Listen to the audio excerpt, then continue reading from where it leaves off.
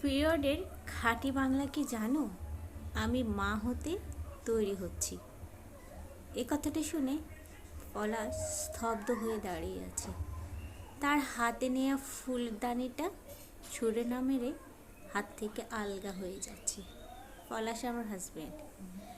বিয়ের পর প্রথম মাসে যখন আমার পিরিয়ড হয়, আমাকে বলা হয় চাদরটা ধুয়ে ছাদে শুকাতে দিয়ে আসতে।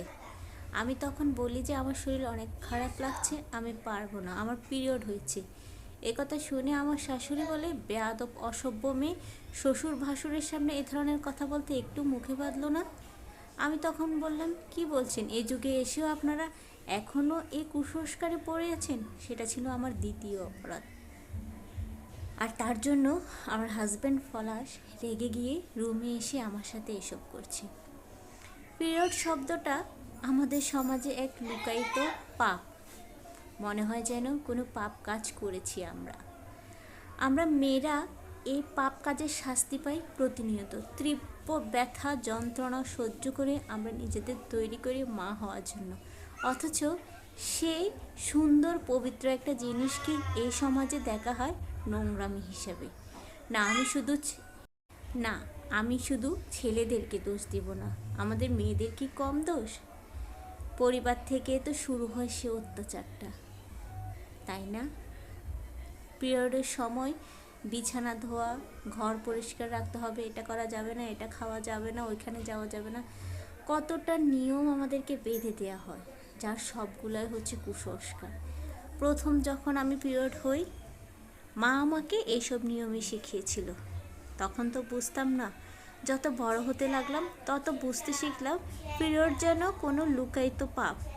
আমার মাথায় এটা আসছে না, এমন একটা জিনিস, অন্য সব অসুখ যদি সবাই জানতে পারে, পিরিয়ডের কথা কেন কেউ জানতে পারবে না?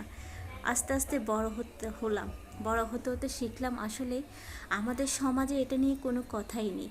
সেই যুগ থেকে যুগান্তরে এটা মেয়েদের একটা লুকায়িত অসুখ হিসাবে আছে। আর ছেলেরা এটাকে একটা নোংরা দিন হিসাবে জানে। কেন জানবে না বলেন? একটা ছেলে কি কখনো তার পরিবার থেকে পিরিয়ডের শিক্ষা পেয়েছে? আমাদের বই পুস্তকে কি ওভাবে কখনো শিক্ষা দেওয়া হয়েছে? হয়নি তো। ছেলেরা পিরিয়ডের কথা প্রথম জানে বন্ধুদের কোনো অশ্লীল আড্ডায়। তারা পিরিয়ডটাকে খুবই কুরুচিপূর্ণ শব্দ হিসেবে ব্যবহার করে। তাই তারা ওই দিনে রাস্তায় কোনো মেয়ের পিছনে যদি একটু রক্তের ছিটে ফোঁটা দেখে, সেটা নিয়ে টিটকিরি করে। তার জন্য দায়ী আপনি, আমি, আমাদের মতো মায়েরা। আমরা কি আমাদের ছেলে সন্তানকে ওই শিক্ষাটা দিই? দিই না।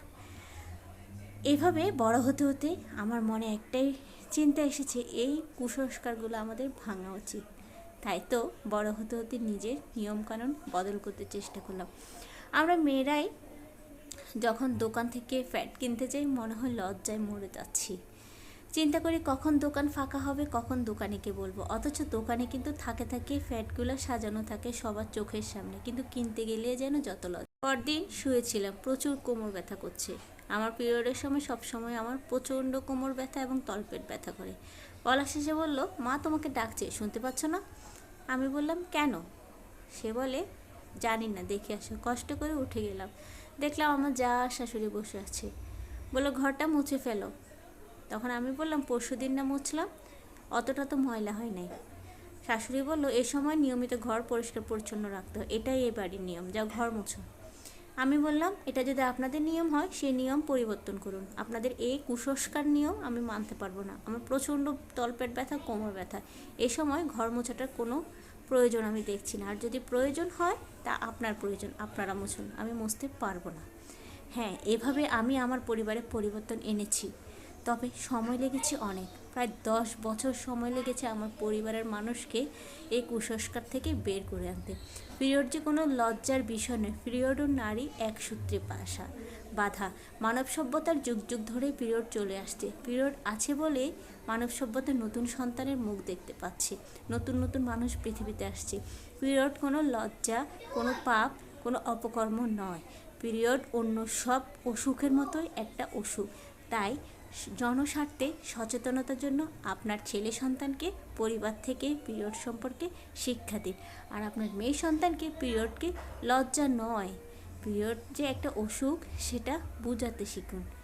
নিজে যদি শিক্ষা না দেন, তাহলে শিক্ষা সে কখনোই পাবে না। এবং যে যে জায়গায় এখনও কুসংস্কার চলছে সেখানে নিজ থেকে প্রতিবাদ গড়ে তুলুন। ভিডিওটা কেমন লেগেছে কমেন্ট করে জানাতে ভুলবেন না। আমি জানি আমার আপুরা আমরা সবাই এই লজ্জার মধ্য দিয়ে কিন্তু দিন কাটি। পরিবর্তন এমনি আসবে না, পরিবর্তন আমাদের আনতে হবে। ভালো লেগে থাকলে একটা কমেন্ট করে জানাবেন, আমার পেজের সাথে থাকতে পেজটা ফলো দেবেন। আজকের মতো বিদায় নিচ্ছি। আসসালামু আলাইকুম, আল্লাহ হাফেজ।